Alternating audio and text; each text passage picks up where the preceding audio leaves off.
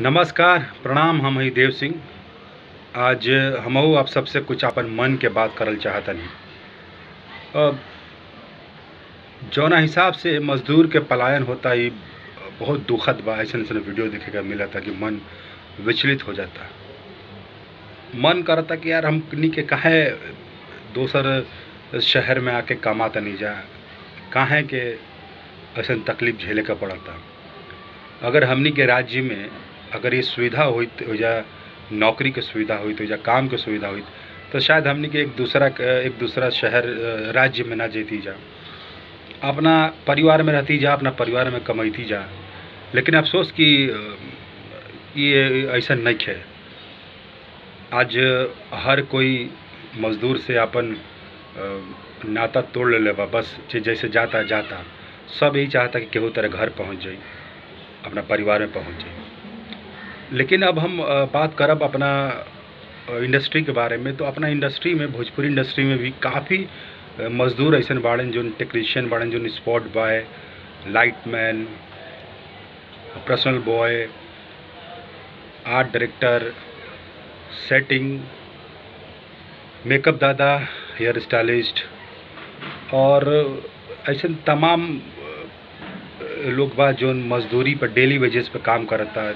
चाहे वो character artist हो जो उनकी पर डे पे काम करता। तो हम कहब कि जो 2 महीना से लॉकडाउन चलता, ये 2 महीना के भीतर बहुत लोग बा जो अपना तरफ से हर संभव कोशिश कैलस कि ये लोग के मदद करल जा और मदद कैलस लोग। बहुत लोग ऐसे बड़े, हम एक के नाम ना ले बहुत इंडस्ट्री के तमाम ऐसे स्टार बने, लोग बने, प्रोडक्शन हाउस बा जो सब मिल के एक दूसरा के मदद कैलस। अब उमें हमन के बहुत आर्टिस्ट भी बाने जो अपना यथासंभव जो मदद हो सकल कैलस।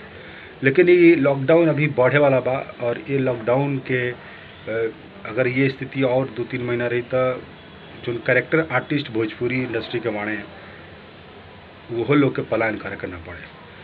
तो काहे कि रूम रेंट और light bill, electricity, light bill और गैस के बिल, रोज़मर्रा के जो सामान बा, तो आलूओ 40 रुपये किलो बिकता। खैर, तो ये सब एगो बात तो ये सब तो ज़रूरी बा। हर आदमी के जिए खातिर खाए के पड़ी और रहे खातिर घर का भाड़ा देवे के पड़ी। तो एमें हमन जो तमाम लोग बने जो ये स्थिति से गुजरा तारा बोल नहीं पावत, तो प्लीज़ हम चाहब कि जो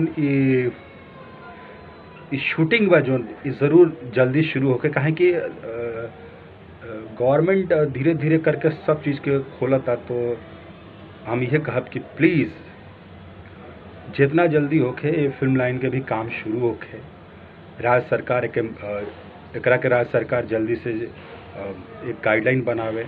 जोन सिनेमा के लेके टीम बा वो जल्दी से गाइडलाइन बनावे और शूटिंग ज़रूर जल्दी शुरू करे, ताकि जो ये लाइन के टेक्नीशियन बना वो कम से कम अपना घर मत जा।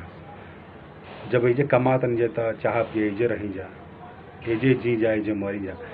तो हम आप सब से प्रार्थना करब कि आप सब जो इंडस्ट्री के तमाम जो लोग बाने ये बात पर अमल करी। और रवि जी, मनोज तिवारी जी और दिनेश जी से हम चाहब कि प्लीज़ मोदी जी से आग्रह करें कि कम से कम इंडस्ट्री के भी कुछ पैकेज दे। क्योंकि सबसे ज़्यादा टैक्स भोजपुरी इंडस्ट्री ना, पूरी इंडस्ट्री, बॉलीवुड इंडस्ट्री, पूरा इंडस्ट्री सबसे ज़्यादा टैक्स पेयर है। तो हम ये चाहब कि येहू के कुछ पैकेज मिले। लेकिन कभी भी फिल्म लाइन वाला के कोनो पैकेज ना मिलेला। तो हमनी के आत्मनिर्भर तो ये बनी जा, जब बम्बई आनी जा तब से आत्मनिर्भर बनी जा, ढूंढ के काम बनी जा।